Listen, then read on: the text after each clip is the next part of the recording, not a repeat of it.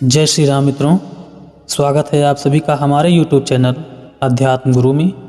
मित्रों, आज का प्रसंग है सुलोचना पूर्व जन्म में कौन थी, उसका पति इंद्रजीत पूर्व जन्म में कौन था। आपसे निवेदन है कि आप इस वीडियो को अंत तक देखें तो ही आपको समझ में आएगा। वीडियो अच्छा लगे तो लाइक जरूर करें। चैनल पर पहली बार देख रहे हैं तो चैनल को सब्सक्राइब करके बेल आइकन अवश्य प्रेस करें ताकि आने वाले वीडियो की जानकारी आपको सबसे पहले मिल जाया करे। चलिए शुरू करते हैं। महर्षि कश्यप की 2 पत्नी थीं। एक का नाम दिति, दूसरे का नाम अदिति था। दिति से दानवों का जन्म हुआ था तथा अदिति से देवताओं का जन्म हुआ था। दिति से 2 पुत्र का जन्म हुआ था जिसका नाम था हिरण्याकश्यप और हिरण्याक्ष, तथा एक कन्या का जन्म हुआ था जिसका नाम था सिंहिका। सिंहिका का विवाह दैत्यराज दनु के पुत्र विप्रचित्त के साथ हुआ था। दनु के कर्मों के कारण जो दनु के बताए राह पर चले उन्हें दानव कहा गया। दनु के घर में ब्राह्मण हृदय वाला पुत्र विप्रचित्र का जन्म हुआ था। उसका कुल तो दानवों का था, लेकिन हृदय से वह नारायण का परम भक्त था। शुक्राचार्य को देवताओं से हमेशा चिढ़ थी क्योंकि उन्हें देवगुरु नहीं बनाया गया था, और दूसरा कारण यह था कि उनकी माता ख्याति का सिर भगवान विष्णु के चक्षुदर्शन के द्वारा काट लिया गया था। इस कथा के बारे में मैं कभी दूसरे वीडियो में बताऊंगा कि भगवान विष्णु ने अपनी ही सास का सिर क्यों काट लिया था। भगवान विष्णु की सास रिश्ते में ख्याति कैसे लगती थी, इसके बारे में कभी दूसरे वीडियो में बात करूंगा। तभी से शुक्राचार्य राक्षसों के गुरु बन गए थे और देवताओं के खिलाफ ही काम करने लगे। शुक्राचार्य ने विप्रचित्र का विवाह हिरण्याकश्यप की बहन सिंहिका से करवाया था, क्योंकि वह जानते थे कि सिंहिका राक्षसी प्रवृत्ति की है और इसे राक्षस बना देगी। किंतु उसका प्रभाव उल्टा हो गया। अपने पति के साथ रहकर सिंहिका अपने पति के कर्मों के साथ ढल गई और अपने पति का अनुसरण करने लगी, और वह तपस्या करने लगी जिस विप्रचित्र को राक्षस प्रवृत्ति में ढालने के लिए शुक्राचार्य ने सिंहिका का विवाह कराया था, उल्टे वह श्री हरि की तपस्या करने लगी। दोनों पति पत्नी हमेशा नित्य प्रभु की पूजा तपस्या में संलग्न रहते थे और सभी जीवों पर दया करते थे। वह हर प्राणी में श्री हरि को देखते थे और दुखी लोगों की सहायता करते थे तथा दान पुण्य नित्य किया करते थे। विप्रचित्र ने निष्काम भाव से प्रकृति के हितकारी कई यज्ञों के समेत नारायण के यज्ञ को भी पूर्ण किया था, जिसके कारण उन्हें त्रिदेवों की अनेक दिव्य शक्तियां प्राप्त हो गई थीं। अगर कोई अधर्मी होता तो इन शक्तियों से समस्त त्रिलोकी को जीत सकता था, लेकिन विप्रचित्र ने इन शक्तियों को केवल प्राणी मात्र की रक्षा के लिए उपयोग किया था। विप्रचित्र ने माता अन्नपूर्णा का व्रत अनुष्ठान किया, जिससे प्रसन्न होकर माता अन्नपूर्णा ने विप्रचित्र को एक वरदान दिया कि उसकी राज में उसके सभी प्रजा कभी भूखे नहीं मरेंगे, हमेशा उसके यहाँ धन दौलत की कमी नहीं रहेगी। और उसकी पत्नी सिंहिका को प्रसाद के रूप में एक अपनी चुन्नी दी थी। उसका यह प्रभाव था कि उस चुन्नी को इस संसार के कोई भी तत्व उसको जला नहीं पाएंगे, अर्थात उसका अनिष्ट नहीं कर पाएंगे। जैसे पृथ्वी, पानी, आग, आकाश और हवा, यह कभी उनका अनिष्ट नहीं कर पाएंगी। जो उस चुन्नी को ओढ़कर बैठेगा वो कभी मरेगा नहीं। विप्रचित्र और सिंहिका का एक पुत्र था जिसका नाम राहु था। राहु के द्वारा हिरण्याकश्यप को यह समाचार मिला कि उसके बहनोई उसके दुश्मन श्री हरि विष्णु जी की पूजा करते हैं। इसलिए हिरण्याकश्यप को क्रोध आ गया। वह दूत भेजकर अपने बहनोई और बहन को अपने राज में बुला लेता है। प्रहलाद अपने बुआ के घर में कुछ दिन रहा था, जिससे वह हरि भक्ति में लीन हो गया। इसलिए उसे राहु की बातों पर विश्वास हो गया कि प्रहलाद जो भक्ति कर रहा है, यह विप्रचित्र के वहां पर रहने से इसकी इस तरह से इसकी दशा हुई है। हरि भक्त प्रहलाद को भगवान विष्णु से विमुख करने के लिए उसने प्रहलाद को उसके बुआ के घर में भेजा था, लेकिन उसका उल्टा हो गया। प्रहलाद के वहां रहने से उसकी भक्ति और मजबूत हो गई थी। उसके बाद हिरण्याकश्यप ने प्रहलाद को मारने के काफी उपाय किए, लेकिन वो सभी श्री नारायण जी के द्वारा असफल होते गए और नारायण उसे हमेशा बचाते गए। इसके बाद उसने अपनी बहन से कहा, हे सिंहिका, तुझे तो यज्ञ पुरुष द्वारा एक वरदान प्राप्त है कि अगर तू अग्नि में किसी को लेकर बैठ जाएगी तो वो जल जाएगा, लेकिन तू बच जाएगी। अतः तू अग्नि में प्रहलाद को लेकर बैठ जा, जिससे प्रहलाद आग में जलकर भस्म हो जाएगा।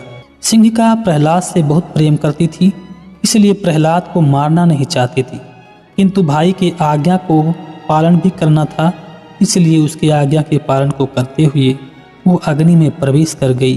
उसने भगवान शिव से प्रार्थना किया, अपने दुर्बुद्धि भाई से भतीजे को बचाने के लिए कहा कि हे महादेव, मेरे इस भतीजे की रक्षा करना, इसके बदले में मेरे प्राण ले लो। मैं जल जाऊं लेकिन मेरा यह पुत्र जीवित बच जाए। ऐसा ही हुआ। भगवान भोलेनाथ की कृपा से सिंहिका के सिर से जो चुन्नी ओढ़ रखी थी वो प्रहलाद के सिर पे आ गई, इसलिए सिंहिका उसी अग्नि में जलकर भस्म हो गई।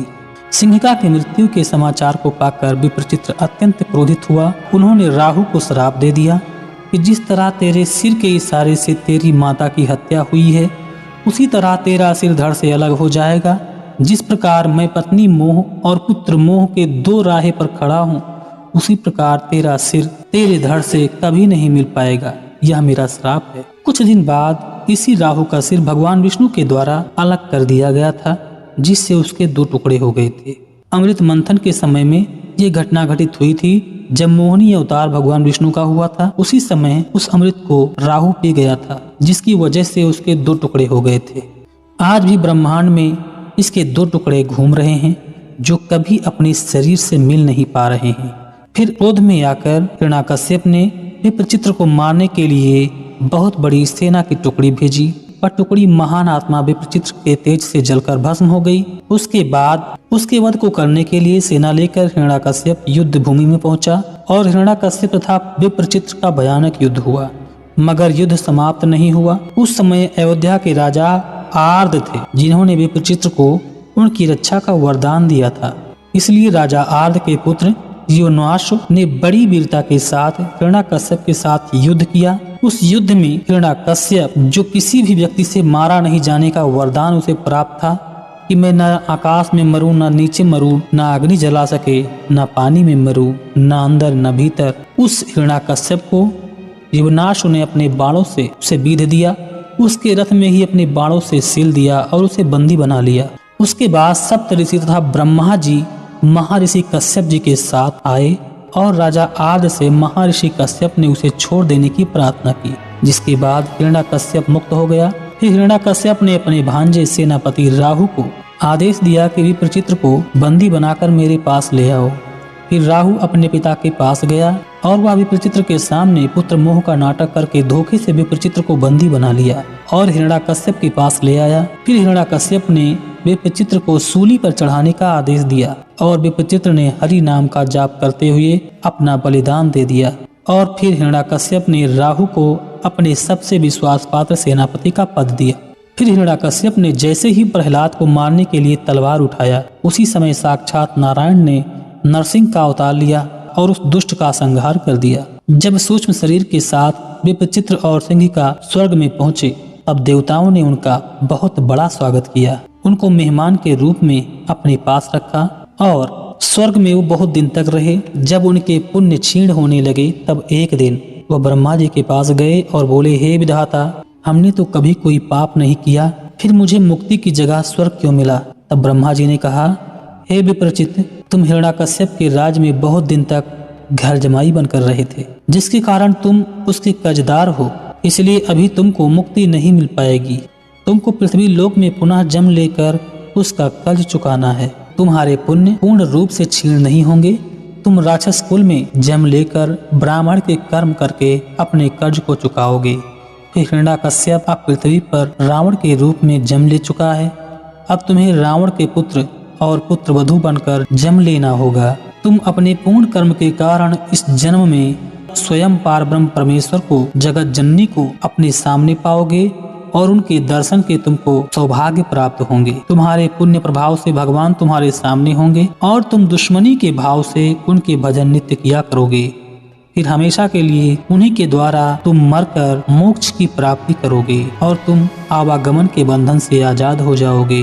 तुम्हारी पत्नी सुलोचना तुम्हारे साथ सती होकर हमेशा के लिए संसार में पूजनीय हो जाएगी। इस प्रकार विप्रचित्र और सिंहिका अपने पूर्व जन्म के ऋण को चुकाने के लिए धरती पर रावण के घर में मेघनाथ और सुलोचना के रूप में अवतार लिए थे। ये वीडियो बस यहीं तक है मित्रों। अगर यह वीडियो अच्छा लगा हो तो हमारे वीडियो को लाइक करें। चैनल को पहली बार देख रहे हैं तो चैनल को सब्सक्राइब करें, बेल आइकन अवश्य प्रेस करें। मिलते हैं एक खास नई जानकारी के साथ अगले वीडियो में। तब तक के लिए जय श्री राम।